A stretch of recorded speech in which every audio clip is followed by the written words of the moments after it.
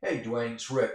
Um, okay, so the January numbers, the first month of this recorded year, is looking even better than December. That's important from this standpoint. It's not unusual where we will have a statistical um, hiccup here and there. It could be from the downside or the upside. So a lot of times you'll see numbers go here, even, then all of a sudden a big bump or a big drop, and then back to even. That's not unusual. Statisticians will tell you that it takes 3 months to make a trend, and I don't recall if I even looked at the 33579 zip code in the November numbers, but we have 2 months of a good trend, so we're on the way to some interesting numbers right now. So let's look at the speedometer dials here.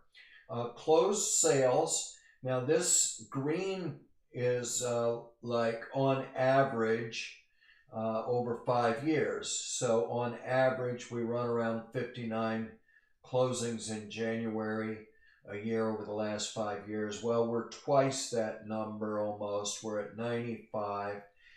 New pendings is also important to us. It's called the pipeline.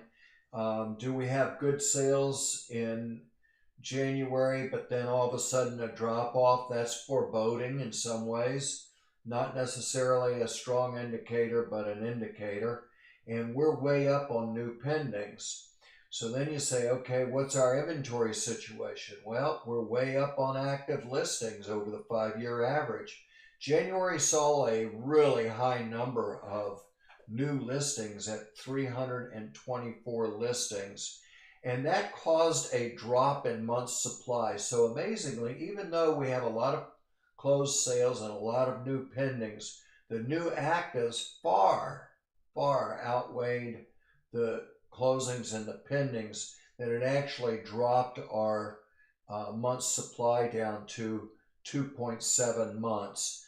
That is considered tight supply, and whenever you have tight supply, that's good on price. So now let's look at the snapshot over the last 5 years.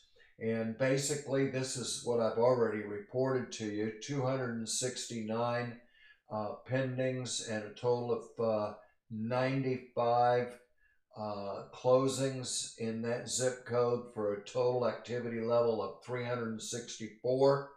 The next best year that we've had was January of 2018.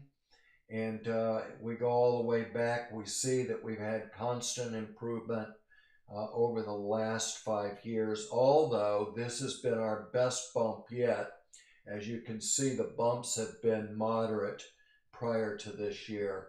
So the numbers look pretty good.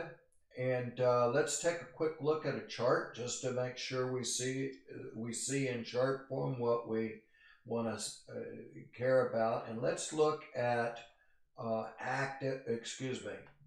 let's look at market activity as far as a bar graph. Excuse me, here's what I want right down here. Okay, so January shows us a drop. You would think this is bad, but that was because, we have our November numbers. In November, I forgot that we'd have them back here. November was so exceptionally high.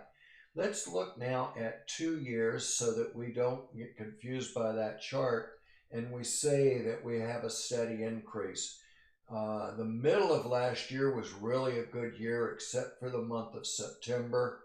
We take out this high and we take out this low, and this is our trend. And then if we look and say, well, wait a minute, what the heck happened here? We're still up 53% over January of last year. So here's where we are. If we go 3 years, and I'm not confusing you, if we go 3 years, then we always will see that we come off of a low, and so we're at the slowest time. So what we really care about is there strength in the short term? And there is, and that right now tells us that we are setting the table for a good 2019. We'll know more in February because we'll have our 3-month trend in, and that actually will be the beginning of the season. So right now, I feel really good, and we'll keep an eye on that for you. Thanks again, and appreciate you, and have a great day.